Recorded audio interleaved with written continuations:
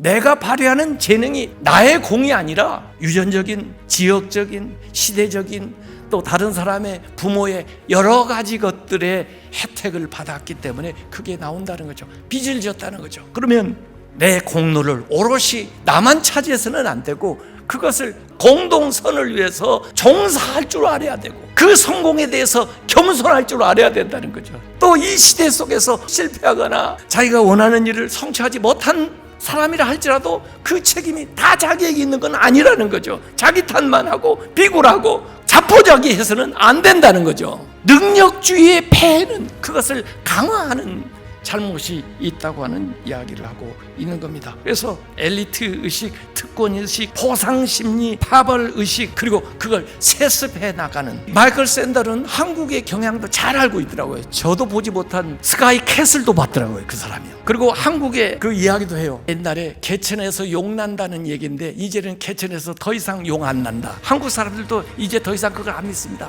노력해도 소용없다. 저 사람은 시작할 때부터 100m 달리기에 50m가 있고 금수저, 은수저 물고 태어나가지고 나는 아무리 노력해도 안 된다. 성과를 독점하고 그리고 그것을 세습화해 나가는, 그리고 그 성공에 대해서 마치 자기가 모든 것을 이룬 것처럼 오만한 이런 능력주의의 폐해를 지적하고 있는 거죠. 그래서 자신의 노력 외에 유전이나 타고난 재능이나 환경이나 다른 사람의 도움이나 행운 이런 것들이 있다는 거예요. 그래서 성공한 사람들은 겸손할 필요가 있다. 그리고 자기들에게 주어진 것들을 공동의 선을 위해서 나누는 자세가 필요하고, 정치하는 사람들은 그것을 제도적으로 확립할 수 있는 노력이 필요하다 하는 이야기죠. 사실 이런 그 논문을 발표하는 교수들 그 모임에 제가 초대를 받았어요. 그래서 그분들이 발표한 책이 나왔는데 능력주의의 함정이라는 책인데, 저는 그런 얘기했습니다. 마이클 샌델은 운이라고 얘기하지만 사실 우리는 그걸 은혜라고 얘기한다. 은혜. 그래서 종교개혁 시대에 로마 카톨릭은 공로사상, 성과주의 또는 능력주의 이런 거죠. 그것으로 구원받을 것처럼 얘기했는데 우리 종교개혁의 근본 사상은 은혜, 믿음으로 구원받는다.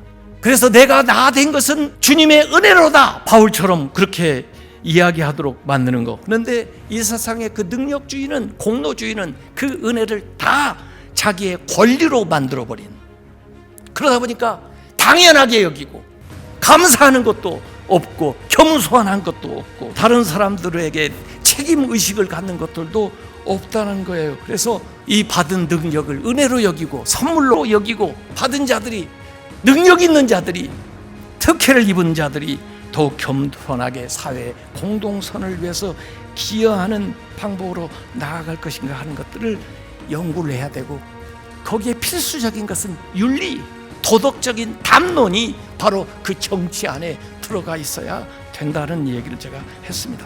그래서 나만 위해서 살아서는 절대로 안 됩니다. 더 많은 사람 위해서 내가 기여하고 나누고 돌보고 살아갈까 하는 그런 책임의식을 많이 받은 사람들은 더 크게 느껴야 더 나은 사회, 나라를 만들어갈 수가 있는 거죠. 요셉이나 마띠아 두 사람도 제비를 뽑기 전에 누가 돼도 승복하고 누가 돼도 감사하고 누가 돼도 협력할 그런 생각이 있었을 것 같아요.